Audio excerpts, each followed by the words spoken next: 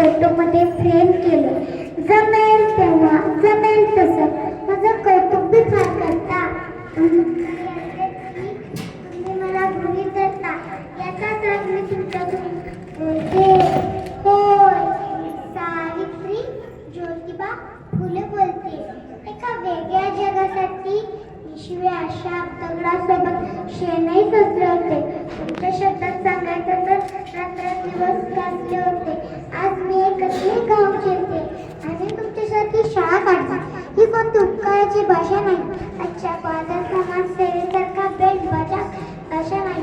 म्हणून तुमच्या या बैऱ्याखाली घरात मिळते. होय, मी सावित्री ज्योतिबा फुले बोलते. माऊलीनो, लेकीबाईंनो, तुम्ही शिकलात सवरलात, पण माझा वारसा सांगतो. मी तुमच्या शब्दात सांगत तर स्वार्थासाठी राबता आहात.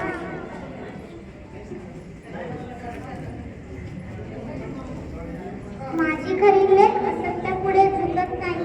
माझी खरी लेख कोणत्याही बुवाबाबाकडे जात नाही. सावित्री ज्योतिबा फुले बोलते. सावित्रीशिवाय ज्योतिबा, ज्योतिबाशिवाय सावित्री. एकटे तुमचे कधी नेता येणार नाही. विचारांची गोष्टी सुनांना लागावी म्हणून लेखीनं मी तुम्हाला बोलते. होय, मी सावित्री ज्योतिबा फुले बोलते. होय, मी सावित्री ज्योतिबा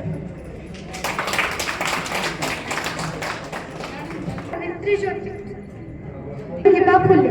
आज सावित्री ज्योतिबा फुले. वयाच्या 9व्या वर्षी माझं लग्न ज्योतिबारावांशी झालं. हळूहळू मला समजायला लागलं की ज्या माणसाशी माझं लग्न झालंय तो एक सर्वसाधारण माणूस नसून या जगाला ऊर्जा देणारा एक क्रांतीसूर्यच आहे. त्यावेळी बायकांना उमऱ्या ओलांडण्याची मुभा नव्हती. बायकांच्या जातीनं कसं आपण बरं, आपलं घर बरं आणि आपली चूल, स्त्री पुरुष उच्च नीच असा लय भेदभाव होता. पण या सर्वावर एकच उपाय, तो म्हणजे शिक्षण. शिक्षणाचा ध्यास हे एवढंच खूळ ज्योतिरावांच्या मनात. असंच एकदा शिक्षणाचा प्रसार करण्यासाठी ते एका शाळेत गेले.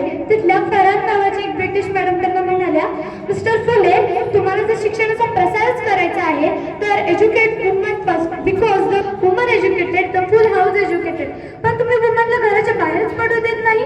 सो बॅड मिस्टर फुले. झालं ते आलं ते माझ्याकडे पाटी पेन्सिल आणि म्हणाला, सावित्री, आजपासून मी तुला शिकवणार. आणि झालं माझा अभ्यास सुरू. मला लिहायला आलं, वाचायला आलं. आणि अशातच 1 जानेवारी 1848 रोजी मी पुण्याच्या भिडेवाड्यात सर्व मुलींसाठी एक शाळा काढली. मी शिक्षिका सोबतच मुख्याध्यापिका सुद्धा होते. हे होणं सोपं नव्हतं. कोणी दगड मारला तर कोणी शेण फेकला अंगावर, तेही मी सहन केलं. कोणत्या स्त्रीचा नवरा गेला तर तिने सती जायचं, नाहीतर केस रोपण करायचं.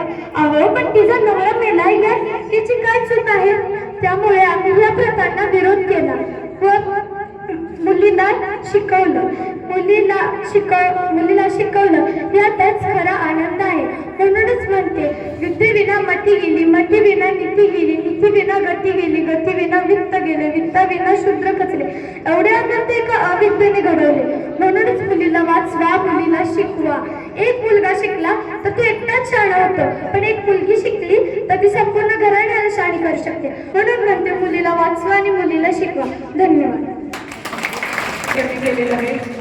यानंतर आज आपण सर्वांनी जी वाट बघत आहोत, जे मुख्य श्रोते आपल्याला मार्गदर्शन करणार आहेत, मी त्यांना विनंती करते, यादव मॅडमना.